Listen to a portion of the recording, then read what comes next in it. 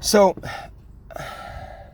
I was raised Catholic, and all my life, I was told that Jesus died because of our sins, right? Or actually, died for our sins. So he actually died on that cross, right? For our sins, because so our sins were taken away because he died on the cross. But the thing of it is, it doesn't really make much sense.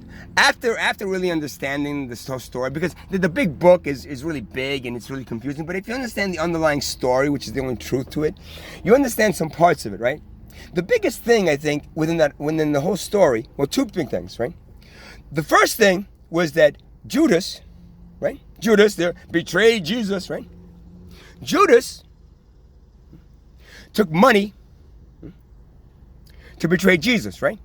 So Judas, in a sense, chose greed over spirituality because he didn't trust Christ, so he took money to turn him in, right? Number one, first one that I can really remember. That's the big one, right? Big message in the drama of Christ, the whole story that they made into a whole big religion, big book, fat book about all this stuff, right? Number two,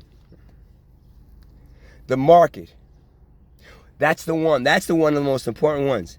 When he went into that market and he saw all that greed, right, in front of his temple, in front of the connection to God, his Father, the connection to spirituality, he destroyed the temple. I believe Jesus was one of the first activists, right? Destroyed the temple.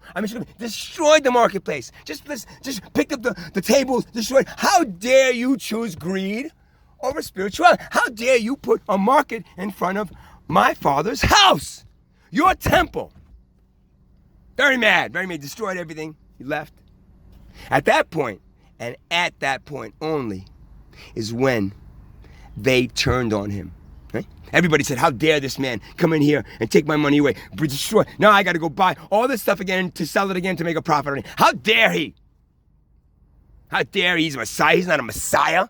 He's nothing. So they all thought that. So then when after the whole thing about arresting him and then the crucifixion, bringing him in and whipping him and all that other shit that happened to him, there he stands, right, in front of his people, right? The people that God sent him down to protect, right? Protect, right?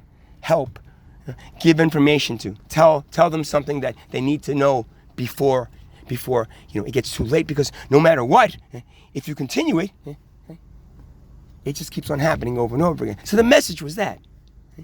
And what did they do? They crucified him. They crucified him. He took away their money. He was trying to take away their money, take away their greed. Make them understand that if you choose greed over spirituality,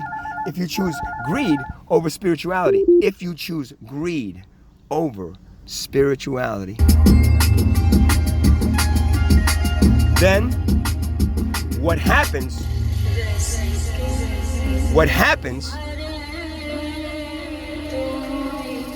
is that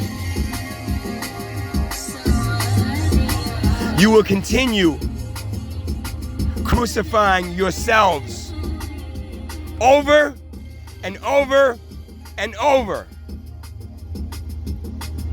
Now, I don't know about you, right? But what they want you to do, right, is eat his body, right, and drink his blood, right? Now, the man's hanging on a cross, bleeding to death, right? And at that point, they want you to eat his body, right? Drink his blood, right? Until when he dies, right? And then when he's dead, right? This is what they want you to do. They want you to take his dead body, right, and give it back to God and say, God, thank you for sending us your only son. Here you go. Here's his body back. Okay? So what does God say? He's like, oh, thanks. Thank you, my children, for killing my son, eating his body, drinking his blood, and then giving him back to me. Okay? I'll make sure to send another one down soon. Very soon. Not